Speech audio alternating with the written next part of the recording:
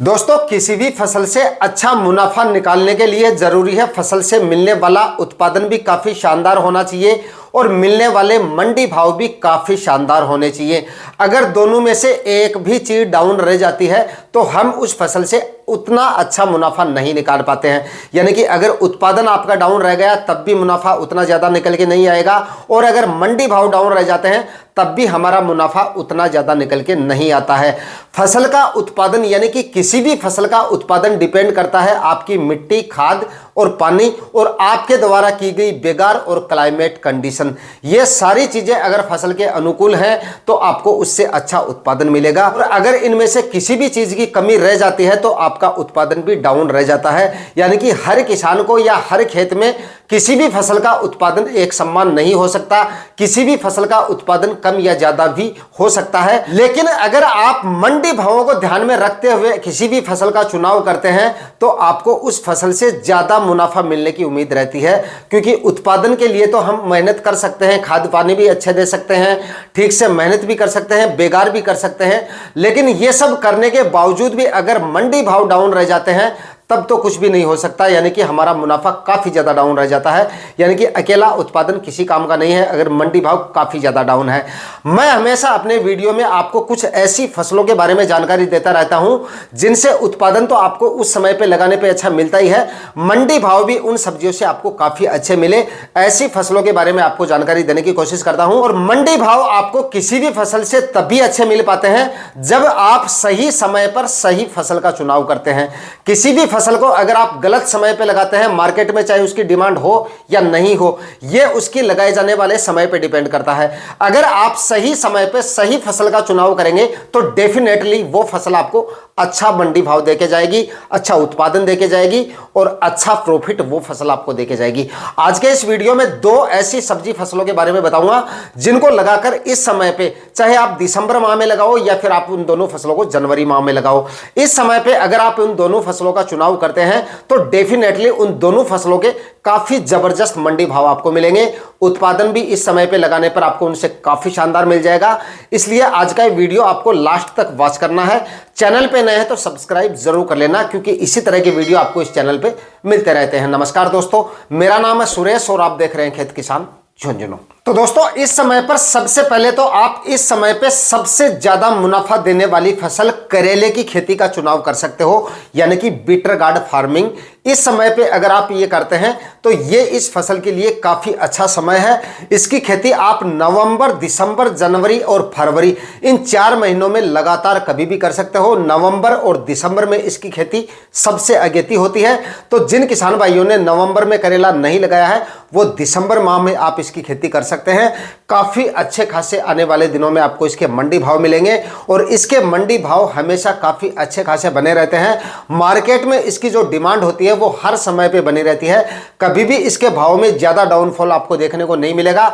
हर समय आपको इसके मंडी भाव काफी अच्छे मिलेंगे और इस समय पे लगाने पर ये आपको काफी अच्छा उत्पादन भी देके जाएगी। लगभग अगर आप इसकी खेती दिसंबर तक कर लेते हैं तो आने वाले दिनों में लगभग 40-50 रुपए तक के आपको आराम से इसके मंडी भाव मिल जाएंगे। और जिन किसान भाइयों ने नवंबर माह में इसकी खेती कर ली है उनको शुरुआत में 65-70 रुपए तक के मंडी भाव भी मिल जाते हैं। लेकिन जो किसान भाई दिसंबर में इसको लगा रहे हैं उनको उतने ज्यादा मंडी भाव तो नहीं मिलेंगे, क्योंकि नवंबर में जिन किसान भाइयों ने करेला लगाया है उनकी फसल जो है वो थोड़ी जल्दी हार्वेस्टिंग पे आ जाएगी। दिसंबर में लगाए गए करेले के भी आपको 40-50 रुपए केजी के मंडी भाव तो आराम से मिल जाएंगे अगर आप दिसंबर के आखिरी सप्ताह तक भी इसकी खेती कर लेते हैं। उसके बाद में आप जनवरी के पहले सप्ताह में लगाते हैं तब भी ये आपको अच्छे खासे मंडी भाव देके जाएगा, क्योंकि ये इसका जो एवरेज मंडी भाव होते हैं वो 20, 25, 30 रुपए तक चलते रहते हैं। अगर आप जनवरी के आखिरी सप्ताह में भी लगाते हैं तब भी 20, 25, 30 रुपए के मंडी भाव इसके आपको आराम से मिल जाते हैं। इसके एवरेज जो मंडी भाव है वो भी काफी अच्छे खासे मिलते रहते हैं। इस वजह से आप अगर इसकी खेती करते हैं तो ये आपको काफी अच्छा प्रॉफिट देके जा सकती है। उत्पादन भी इसका काफी शानदार निकल के आता है। अगर आप सही तरीके से इसकी खेती करते हैं, सही वैरायटियों का सिलेक्शन करते हैं तो यकीनन डेफिनेटली आपको काफी अच्छा प्रॉफिट देके जाएगी करेले की खेती, अगर आप इस समय पे करते हैं। दोस्तों, करेले की अच्छी वैरायटियों की बात की जाए तो यहां पर आप क्लाउज कंपनी की अनुष्का वैरायटी आती है, काफी शानदार और काफ़ी अच्छी वैरायटी है। इस वैरायटी का आप सिलेक्शन कर सकते हैं। इसके फल की क्वालिटी आपको काफ़ी शानदार मिलेगी, इस वजह से मार्केट वैल्यू आपको इसके फल की काफ़ी अच्छी मिलेगी और उत्पादन भी इसका काफ़ी शानदार निकल के आता है। और इसके बाद में एक सेमिनस की अभिषेक वैरायटी आती है, यह भी काफ़ी शानदार और काफ़ी अच्छी वैरायटी है। इस वैरायटी का भी आप सिलेक्शन कर सकते हैं। इसके भी फल की क्वालिटी अच्छी मिलेगी और उत्पादन भी इसका भी आपको काफ़ी शानदार मिलेगा। उसके बाद में सीजंटा की एक अस्मिता वैरायटी आती है, वो भी काफ़ी शानदार और काफ़ी अच्छी वैरायटी है, उस वैरायटी का भी आप सिलेक्शन कर सकते हैं। ईस्ट वेस्ट कंपनी की पाली वैरायटी आती है, इसका भी आप सिलेक्शन कर सकते हैं। सीड प्रो कंपनी की सैंडी वैरायटी आती है, उसका भी आप सिलेक्शन कर सकते हैं। काफ़ी सारी वैरायटियां हैं। और इसके बाद में एक ईस्ट वेस्ट कंपनी की प्रगति वैरायटी आती है, इसका भी आप चयन कर सकते हैं। ये भी काफ़ी अच्छी और काफ़ी शानदार वैरायटियां हैं। तो यहाँ पर मैंने आपको 4-5 वैरायटियां बताई है। जो भी वैरायटी आपके एरिया में चलती है उसी हिसाब से आपको चयन करना है। कुछ एरिया में जो छोटू करेला आता है उसकी डिमांड ज़्यादा होती है, कुछ एरिया में लंबे वाला जो करेला होता है वो ज़्यादा चलता है। तो आप अपने एरिया में देख लीजिए कि कौन सी वैरायटियों की डिमांड ज़्यादा है, उसी हिसाब से आपको वैरायटियों का चयन करना है। बताई गई वैरायटियों का चयन करके करेले की खेती से आप अच्छा उत्पादन ले सकते हैं। नवंबर, दिसंबर और जनवरी माह में अगर आप करेले की खेती कर रहे हैं तो लाइन से लाइन की दूरी इसमें आपको 5 फीट रखनी है और प्लांट से प्लांट यानी कि बीज से बीज की दूरी आपको 1 फीट रखनी है, यानी कि 1-1 फीट की दूरी पे आपको सीड शोविंग करनी है। ड्रिप इरिगेशन प्लास्टिक मल्च की सहायता से आपको करेले की खेती करनी है।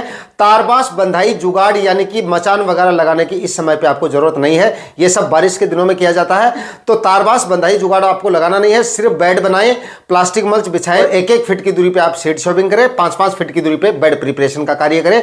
इस तरीके से आधुनिक तरीके से अगर आप करेले की खेती करेंगे तो डेफिनेटली अच्छा उत्पादन आपको करेले की फसल से मिलेगा। मंडी भाव भी काफी शानदार अच्छे मिलेंगे आपको। इसके बाद में दोस्तों अगली जो फसल है, इस समय लगाने पर सबसे ज्यादा मंडी भाव और सबसे अच्छा उत्पादन देने वाली तर ककड़ी की खेती आप इस समय पे कर सकते हैं। यह आपको इस समय पे लगाने पर काफी अच्छे मंडी भाव देके जाएगी और काफी अच्छा उत्पादन देके जाएगी। इसको अगर आप दिसंबर माह के आखिरी सप्ताह में भी लगाते हैं तब भी आपको काफी जल्दी उत्पादन देना शुरू कर देगी, यानी कि फरवरी के मध्य तक आपको इससे उत्पादन मिलना शुरू हो जाएगा। और उस समय पे तर ककड़ी के मंडी भाव लगभग 35, 40, 50 रुपए तक आपको मिल जाएंगे। हो सकता है 50-60 रुपए तक भी मिल जाए, क्योंकि कई बार इसके मंडी भाव 50-60 रुपए तक भी देखे जाते हैं, लेकिन मिनिमम आप 40 रुपए इसके मंडी भाव मान के चलिए। शुरुआत में जब इसकी पहली आवक होती है उस समय इसके मंडी भाव 40, 50, 60 रुपए तक के रहते हैं। तो इसके शुरुआत में आपको काफी अच्छे मंडी भाव मिलेंगे और ये मंडी भाव लगभग 1 महीने तक आपको ऐसे ही मिलेंगे, कि काफी शानदार उस समय पे मंडी भाव मिलेंगे और शुरुआत से ही इससे आपको काफी अच्छा उत्पादन मिलना शुरू हो जाता है, यानी कि पहली ही हार्वेस्टिंग में ये आपको काफी अच्छा उत्पादन देना शुरू कर देती है। काफी छोटी अवधि की फसल है, कम समय में तैयार होने वाली फसल है, अच्छे मंडी भाव मिलेंगे और अच्छा उत्पादन आपको मिलेगा।